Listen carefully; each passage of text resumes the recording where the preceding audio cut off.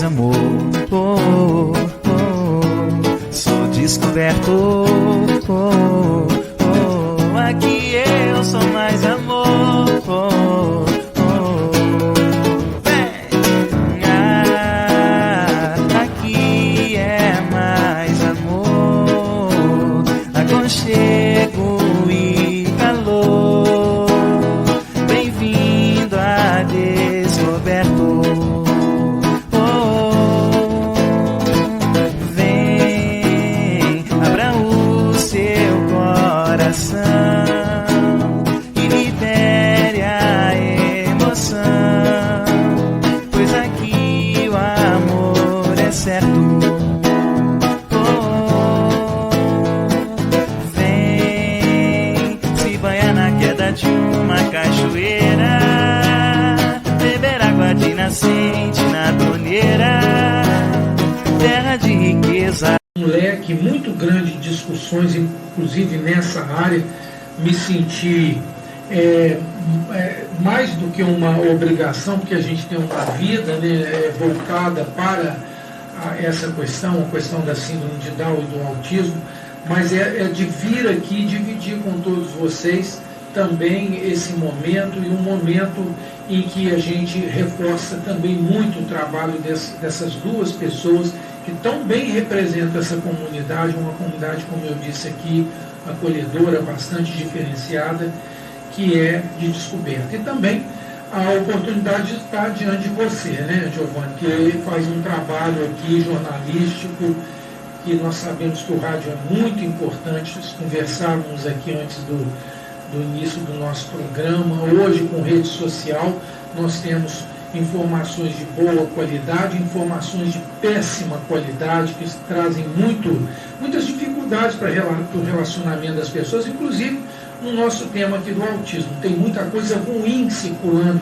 em rede social, e o trabalho aqui seu aqui, eu tenho certeza absoluta, pela sua história de vida, seu envolvimento com a comunicação, é de qualidade, e quem ganha com isso daí é a população de Descoberto, né? São as pessoas que vivem nessa cidade.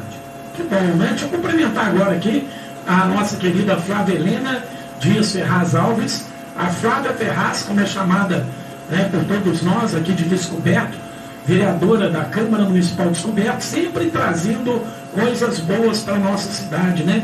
Informações precisas que serão usadas por toda a população aí, sem dúvida alguma. Bem-vindo ao nosso programa, tá? Muito obrigado por permitir-nos, né, poder fazer uma entrevista com o Dr. Antônio Aguiar nesse dia 20 de abril de 2023. Bom dia. Bom dia, Giovanni. Bom dia a todos os ouvintes da nossa Rádio Cultura. Bom dia, doutor Antônio, Samuel, tia Cláudia, Alex e todos que estão presentes aqui.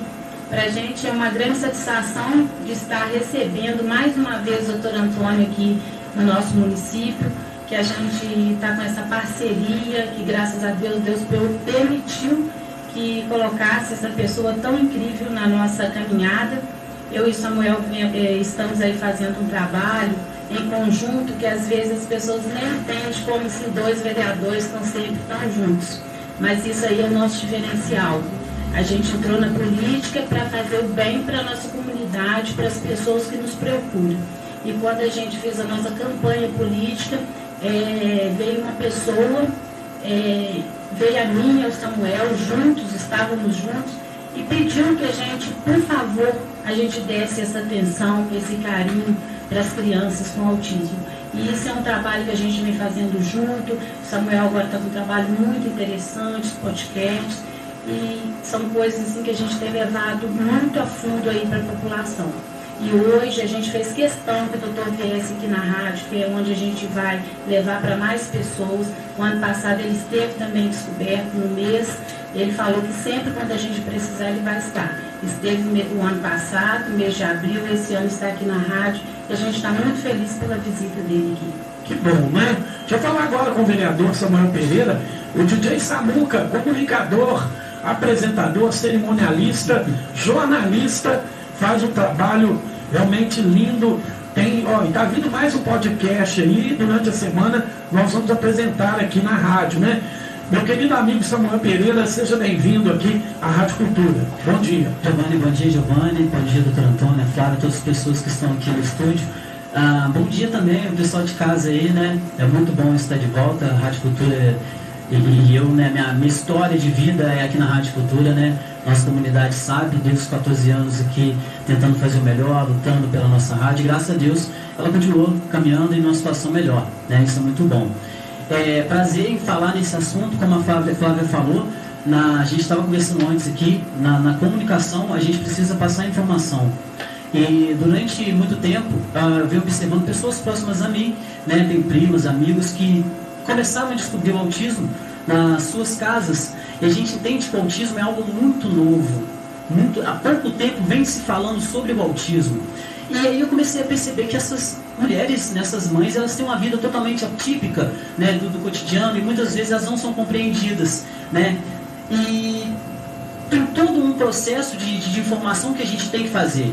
E esse mês de abril ele é tão importante para isso, que é o momento da gente expor, da gente falar, da gente entrar no debate sadio, a gente falar, como o doutor falou, a gente esclarecer a população, né? Porque a gente precisa falar sobre a inclusão.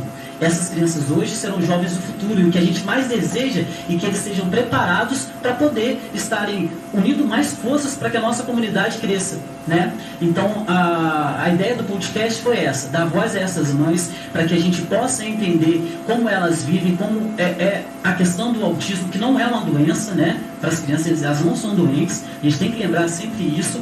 E também abrir os olhos de outras pessoas que têm desconhecimento, às vezes tem alguma coisa em casa, não entende por que aquilo está acontecendo, e pode haver essa, não uma comparação, mas alguns sinais iguais. Então é a hora da mãe pensar em procurar um médico, um especialista igual o doutor Antônio. A gente tem outros especialistas na nossa região.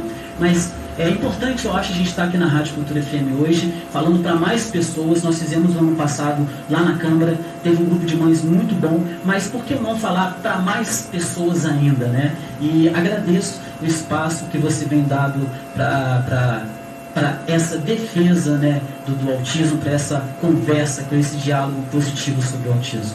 Eu gostaria, inclusive, Samuel, de aproveitar de duas formas hoje, né?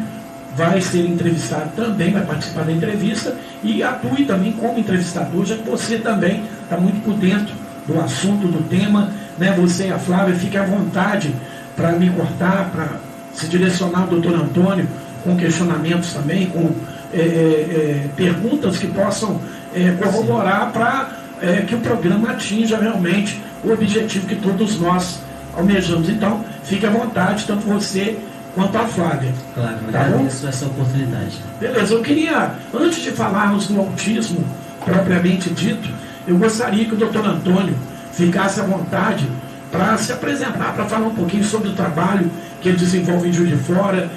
Todos sabemos que ele é médico, né?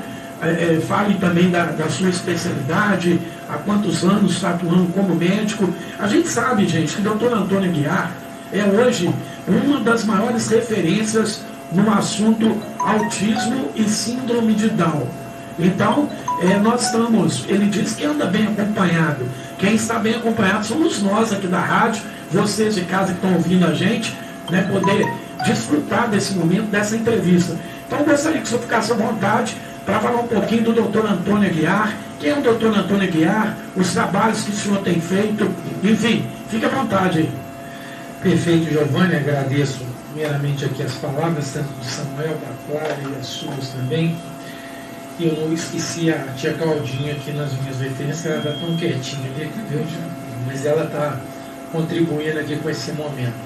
Eu sou médico formado pela Universidade Federal de Juiz de Fora em 1984. Então, o ano que vem, eu vou estar fazendo 40 anos de formatura, né? Até a gente se assusta, né? Porque o tempo passa tão rápido que a gente fala assim, nossa, vão ser 40 anos de formatura. Eu fiz a minha especialização fora de Juiz de Fora, fiz no Rio de Janeiro, no Instituto Fernandes Figueira, que é uma instituição ligada à Fundação Oswaldo Cruz, a Fiocruz, que nós sabemos que é dentro do Brasil, e não só no Brasil, no mundo, uma instituição de muita credibilidade. Eu tenho um orgulho muito grande de ter estudado, vamos dizer assim, dentro dessa instituição. Quando nós retornamos para Juiz de Fora, nós participamos de vários momentos na cidade. Por exemplo, a criação da primeira UTI neonatal e pediátrica de Juiz de Fora e da região, no Hospital Albert Seib. Nós vínhamos com essa formação. Posteriormente, nós contribuímos também com a unidade hoje existente no Hospital de Avenida, que foi um projeto que nós fizemos em torno dos anos 2000, né? Na época, o governador do estado era o Dr. Itamar Franco, né? Cuja família, a mãe dele é aqui da região de Itaguaçu. Conterrâneo. E o Dr. Itamar, na época, né, de saudosa memória, que é um dos políticos que orgulham nós aqui, mineiros, ele, na época, a gente mostrando para ele a necessidade de uma assistência à gestação de risco, tanto para a mãe, para a gestante, quanto para a criança, e apresentamos um projeto, uma criação de uma UTI neonatal, e ele, na época, falou, olha, a UTI neonatal e pediátrica a gente consegue montar, e a maternidade eu não tenho recurso no momento, e ela acabou se concretizando, primeiro a UTI, depois no governo do ex-governador Aécio Neves, aí foi feita a maternidade lá, que hoje é uma referência na nossa região, a maternidade de alto risco, né? Hoje em Juiz de Fora nós temos também a maternidade Terezinha Jesus, que também oferece essa condição. E fomos desenvolvendo um trabalho à frente dessas crianças. A gente fala isso porque vem desse trabalho dentro da terapia intensiva, dessa vivência com esses pacientes, essa movimentação nossa no sentido que nos encontramos hoje, porque eu fiz um caminho de uma medicina muito intervencionista, de uma medicina que era da ponta, que a gente chama, da atenção terciária, para uma medicina de intervenções em outros níveis, e hoje essa percepção que a gente teve aí há 30 e poucos anos, hoje nós sabemos que é um dos fatores hoje do aumento do transtorno do espectro autista, que é a prematuridade. Esses bebês, a grande maioria, não sobreviveriam sem o suporte que essas unidades dão. Eu posso citar aqui outras redes, posso? O Fantástico, a semana passada, mostrou uma reportagem de um bebê de 335 gramas, né?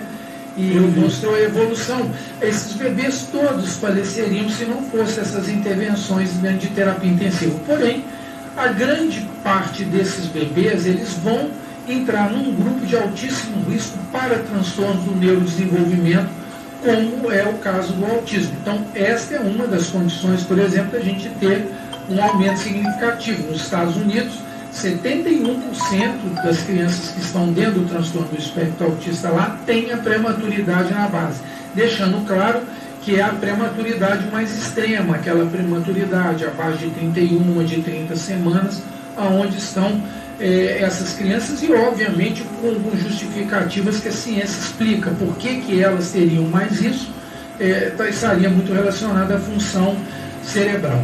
E eu, no Rio de Janeiro, né, lá no Fernandes Figueiredo, nós trabalhamos lá muito num serviço de genética. Lá. Então, as coisas não acontecem na vida da gente de forma aleatória.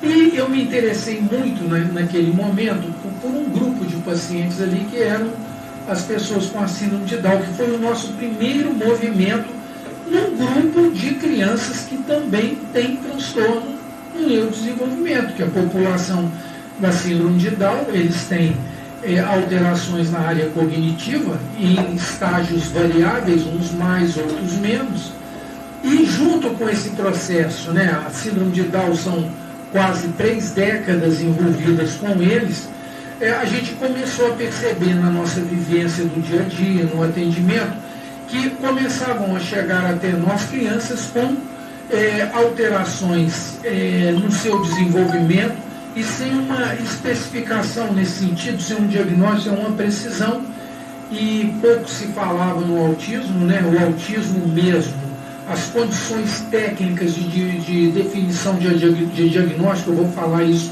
dia 27 lá na OAB em Juiz de Fora, sobre a história do autismo, ela é de 2013 para cá, que os protocolos, né, que são definidos por uma entidade que é respeitada mundialmente, que é a Associação Americana de Psiquiatria. Ele edita um livro chamado Dicionário de Saúde Mental, ou DSM, como nós nos referimos a ele. O primeiro foi criado em 1952 e a última revisão, só foram feitas 5 revisões em praticamente 70 anos da existência desse dicionário, onde estão catalogadas todos os transtornos que existem de comportamentos, transtornos mentais, transtornos do neurodesenvolvimento, como que deve ser a avaliação, a abordagem desses diagnósticos, para você ter uma orientação diagnóstica melhor. Ali estão as orientações diagnósticas, todas essas coisas. E esse DSM-5, nesse dicionário de saúde mental, a última revisão dele, como eu disse aqui, em 2013, foi quem definiu quem é que... Porque em torno de 60% das pessoas que estão dentro do transtorno do espectro autista vão ter algum tipo de comprometimento, né, intelectual, cognitivo. São pessoas que desenvolvem atividades com autonomia, conseguem trabalhar, e muitas destas pessoas, elas às vezes passam pela vida sem que se descubram-se como pessoas autistas. Um exemplo típico aqui é aquele artista americano, Anthony Hopkins, que tem hoje 82 anos de idade, e ele teve o diagnóstico dele de autista feito aos 70 anos de idade. E ele, durante um artista brilhante, né, ganhador de Oscar, etc., e ele passou a vida dele inteira sendo entendido como uma pessoa que não gostava de convivência com as pessoas, que ele era muito irritado com pequenas mudanças, que eram algumas características que a gente encontra nas pessoas com transtorno do espectro autista, que são as dificuldades na comunicação, seja ela verbal e não verbal, e na interação social, que é um pilar mestre para você pensar em transtorno do espectro autista. Ele foi tratado como depressão, como uma série de outras coisas, e ele diz que quando ele descobriu esse diagnóstico aos 70 anos, a vida dele mudou completamente, porque ele passou a se conhecer e entender que ele não tinha um transtorno mental, ele tinha um transtorno de desenvolvimento, neurodesenvolvimento. Isso daí é uma outra conversa para a gente tentar mostrar por que é assim, quais são as áreas do cérebro que estão comprometidas e que dão essas alterações. Então, esse é o nível 1, e é um nível que nós buscamos sempre, com relação ao tratamento, atingir. Né? Quando a gente tenta implementar as terapias, Tombini, a gente tenta fazer com que essas pessoas evoluam para esse nível de suporte 1. Eu vou dar um exemplo aqui, um ex-paciente meu que hoje faz medicina, é estudante de medicina. E eu falo que ele não é um The Good Doctor, ele não é ele está estudando, e surpreendentemente na faculdade ele está apresentando um desempenho que está surpreendendo aos professores. Para nós não é surpresa nenhuma, mas para quem vem com o rótulo, quem vem com o estigma, a pessoa acaba ficando assustada, né? E a gente sabe que eles têm essa possibilidade, essa capacidade. Serve até de referência para que as pessoas possam também dar continuidade à sua vida, se inteirando do assunto, né? Poder receber informação correta e utilizar no seu dia a dia, né? Que significa que não é um caso isolado, pode acontecer também, né, doutor? Sim, existem vários, e a cada dia que passa nós estamos tendo conhecimento de várias pessoas. As pessoas que são públicas, né, elas têm um glamour atrás disso, né?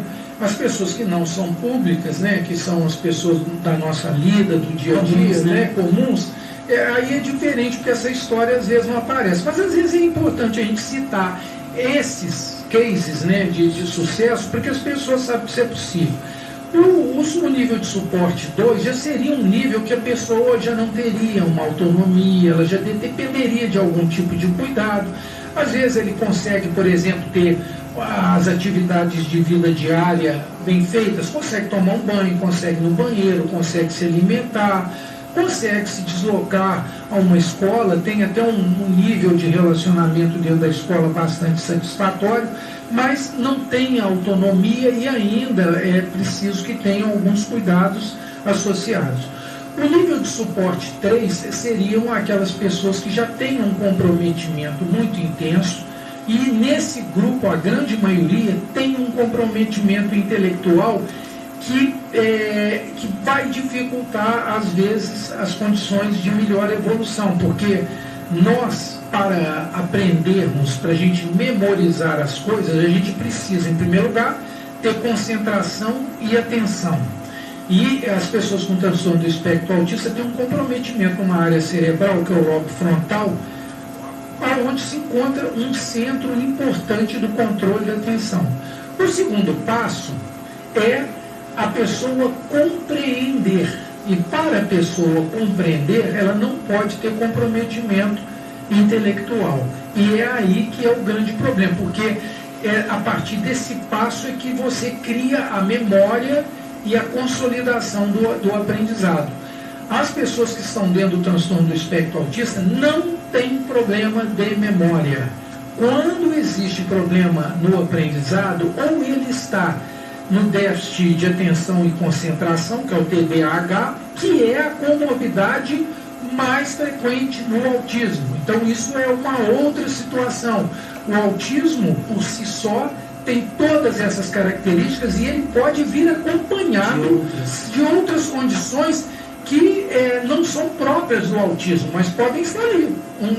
Uma pessoa com transtorno do espectro autista pode ter ansiedade, pode ter um transtorno de ansiedade generalizada, ele pode ter um transtorno obsessivo compulsivo, toque, pode ter a deficiência cognitiva ou deficiência intelectual, pode ter TDAH, o transtorno do déficit de atenção e hiperatividade, que é o que é mais comum. Então, dentro desse processo de aprendizado, obviamente quem está no nível 3 de suporte tem essas áreas com uma área de maior comprometimento, entendeu? Entendi. Mas o que é importante que a gente tem que deixar aqui, a mensagem que a gente deixa aqui, é que quando nós encontramos alguns obstáculos na abordagem dessas pessoas, a gente observa esse obstáculo como um ponto de partida, não como um ponto de chegada. O obstáculo não é o fim, o obstáculo é o começo, é o início.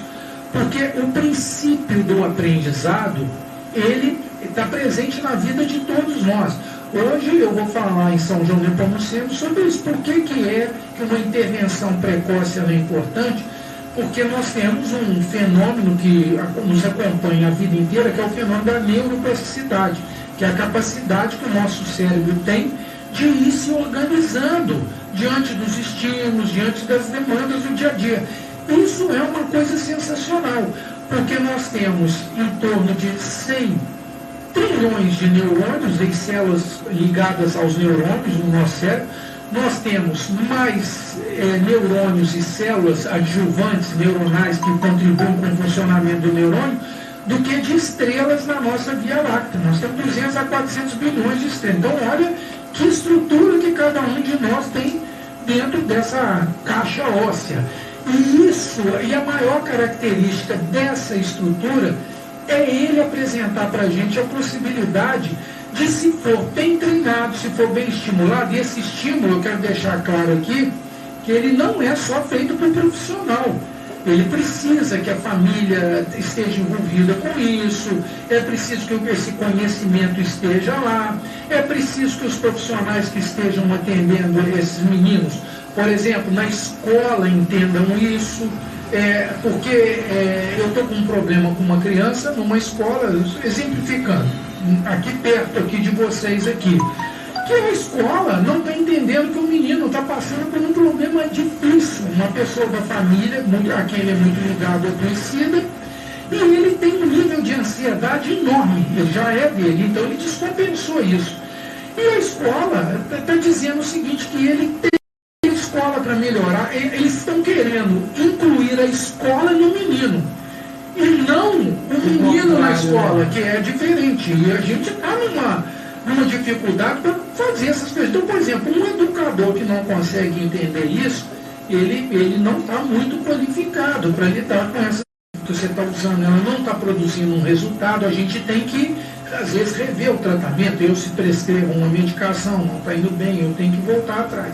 Então, assim, o contexto é que o transtorno do espectro autismo, não é uma coisa simples, como nós dissemos aqui reservadamente, e o Trombini chamou muita atenção disso, porque a gente tem visto muitas publicações, coisas propostas até milagrosas de intervenções, que não facilitam e não ajudam em nada o diagnóstico. O diagnóstico ele é feito dentro de uma outra condição, e a sua pergunta ela é muito cabível aqui para a gente poder mostrar que o espectro ele também existe dentro da condição com que cada um se apresenta e as possibilidades com que cada um vá responder.